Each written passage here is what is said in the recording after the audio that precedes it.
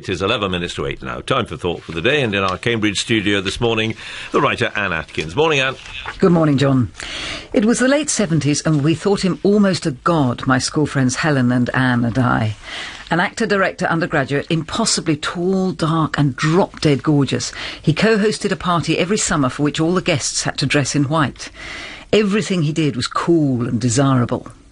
Until, in the 80s, a killer disease from America swept through the beautiful people like a scythe and left him a wasted skeleton in a hospital bed.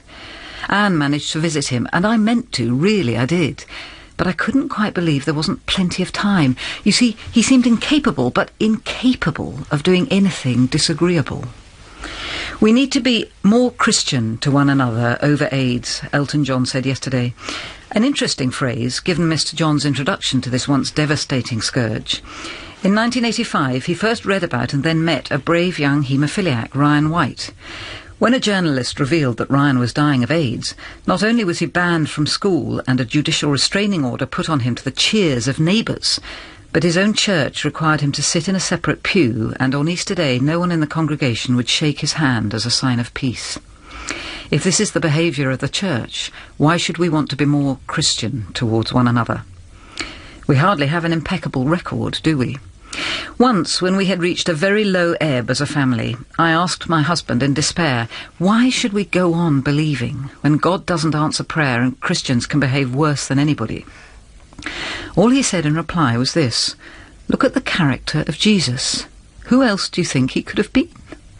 Not Christian theology, far less the behaviour of Christian sinners like ourselves, but the character of Christ. My godmother gave me a Bible in red tooled leather, which I had throughout my childhood and have still. At that moment I thought of its garish, dated children's pictures, a shepherd with long hair and a lamb across his shoulders. Who else could he have been? It's true he could be angry. He was capable of condemning. He even talked of judgment. But it's not for this that we remember him.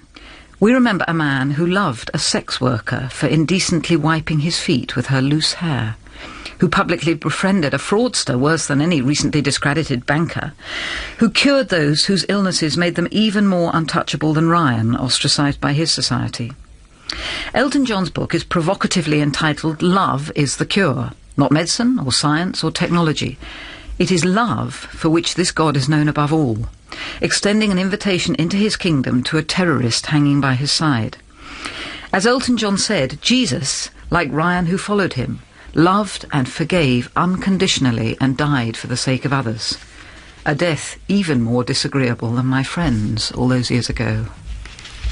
And that was Thought for the Day with Anne Atkins. It's 8 minutes to